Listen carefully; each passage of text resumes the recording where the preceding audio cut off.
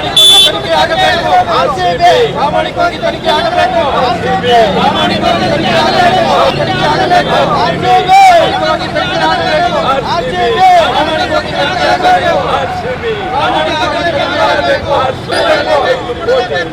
ಸತ್ತವರಿಗೆ ಪರಿಹಾರ ಕೊಡಬೇಕು.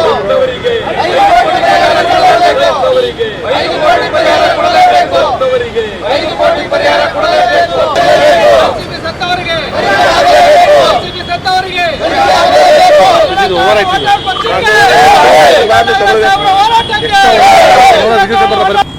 ಕರ್ನಾಟಕದಲ್ಲಿ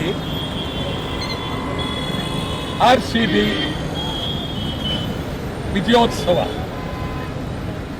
RCB ಆಟಗಾರರು ಗೆದ್ದು ನಮಗೆ ಗೌರವ ತಂದಿದ್ದಾರೆ. ಆದರೆ RCB ಹಿಂದೆ ಯಾರು ಆಡುವ ಆಟಗಾರರೇ ಬೇರೆ, ವ್ಯವಸ್ಥೆ ಮಾಡ್ತಕ್ಕಂಥವ್ರ ಬೇರೆ. RCB ಭಾರಿ ದೊಡ್ಡ ದೊಡ್ಡ ಶ್ರೀಮಂತರು, ಮದ್ಯದ ದೊರೆಗಳು, ಇವರ ಮಾಲೀಕತ್ವ. ಇದು ನಮ್ಮ ದೇಶದ ಜನರಿಗೆ ಇದನ್ನು ಅರ್ಥವಾಗಬೇಕಾದ್ರೆ ಬಹಳ ವರ್ಷ ಬೇಕಾಗ್ತದೆ. ಇವತ್ತು ಕ್ರಿಕೆಟ್ ನೋಡೋದಕ್ಕೆ ಹೋಗಲ್ಲ ಜನ, ಅವರು ಯೋಚನೆ ಮಾಡಬೇಕು. ನಾವು ಮೇಲೆ ಬಿದ್ದು ಹೋಗ್ಬೇಕಾ? ನಮ್ಮ ಪ್ರಾಣಗಳ ಗತಿ ಏನು, ನಮ್ಮ ಗತಿ ಏನು, ಪ್ರಾಣಕ್ಕೆ ರಕ್ಷಣೆ ಯಾರು? ಇದನ್ನ ಮಕ್ಕಳು, ಹುಡುಗರು, ತಂದೆ ತಾಯಿಗಳು, ಅವರೆಲ್ಲ ಪೋಷಕರು ನೋಡ್ಬೇಕು. ಇದ್ರ ಜೊತೆಗೆ ವಿಧಾನಸೌಧದ ಮುಂದೆ ಲಕ್ಷಾಂತರ ಜನ, ಸ್ಟೇಡಿಯಂ ಮುಂದೆ ಲಕ್ಷಾಂತರ ಜನ. ಯಾವುದಕ್ಕೆ? ವಿಜಯೋತ್ಸವಕ್ಕೆ. ಕಾವೇರಿ ಬಗ್ಗೆ ನೀವು ಬರಲಿಲ್ಲ, ಕುಡಿಯೋ ನೀರಿನ ಬಗ್ಗೆ ಬರಲಿಲ್ಲ, ಗಡಿನಾಡಿನ ಬಗ್ಗೆ ಬರಲಿಲ್ಲ. ಈ ರಾಜ್ಯದ ಸಮಗ್ರ ನಾಡಿನ ಅನೇಕ ಬೇಡಿಕೆಗಳು ಕೇಂದ್ರದ ವಿರುದ್ಧ ಬರಲಿಲ್ಲ. ನೋಡೋದಕ್ಕೆ ಯದ್ವಾತದ್ವ ಬಂದು ನೀವು ಬಿದ್ದು ಪ್ರಾಣ ಕಳ್ಕೊಂಡು, ಇದು ನಿಜವಾಗ್ಲೂ ಬೇಡ. ಅತ್ಯಂತ ಗಂಭೀರವಾದಂಥ ಪರಿಸ್ಥಿತಿ. ನಾನಿವತ್ತು ಹೇಳ್ತಾ ಇದ್ದೀನಿ,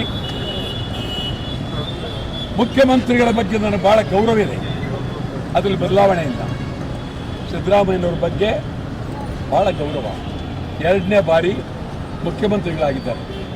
1ನೇ ಬಾರಿ ಮುಖ್ಯಮಂತ್ರಿಗಳಾಗಿದ್ದಾಗ ಇದ್ದ ಗತ್ತು ಗಮ್ಮತ್ತು ಈಗಿಲ್ಲ. ಈಗ ಸುತ್ತ ಭಾರಿ ಜನ ಎಳೆದಾಡ್ತಾರೆ. ಬಲಗೈ ಒಬ್ಬ, ಎಡಗೈ ಒಬ್ಬ, ಶರ್ಟ್ ಒಬ್ಬ, ಪಂಚೆ ಒಬ್ಬ ಎಳೆದಾಡ್ತಾರೆ.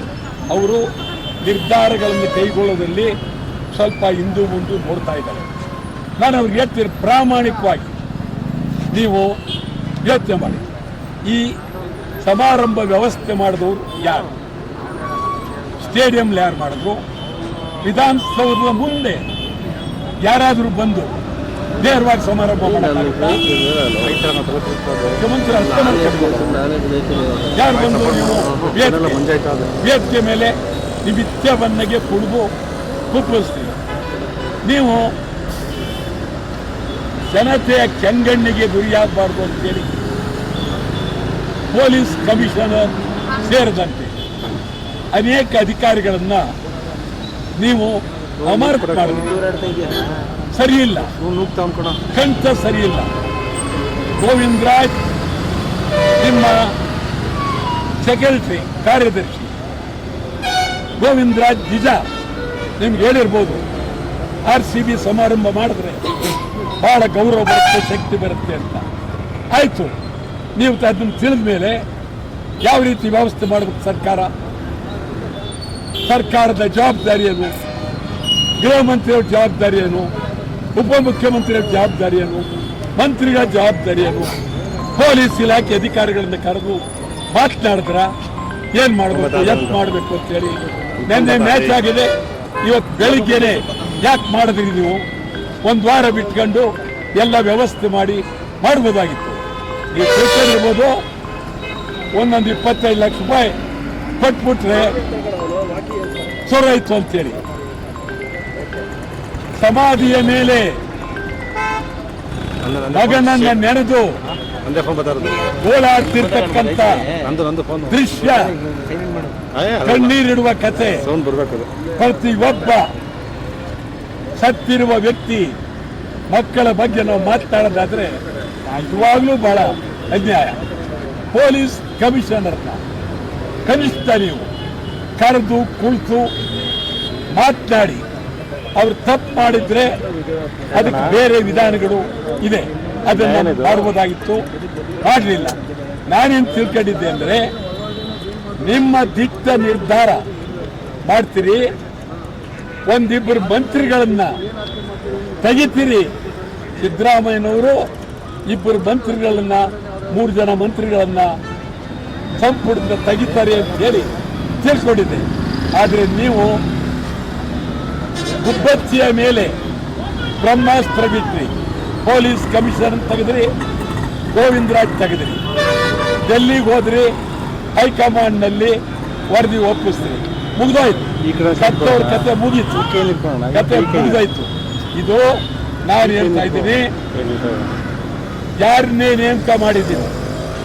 ಇವಾಗ ಹೈಕೋರ್ಟಿನ ನಿವೃತ್ತ ನ್ಯಾಯಾಧೀಶರನ್ನ ನೇಮಕ ಮಾಡಿದ್ದೀನಿ.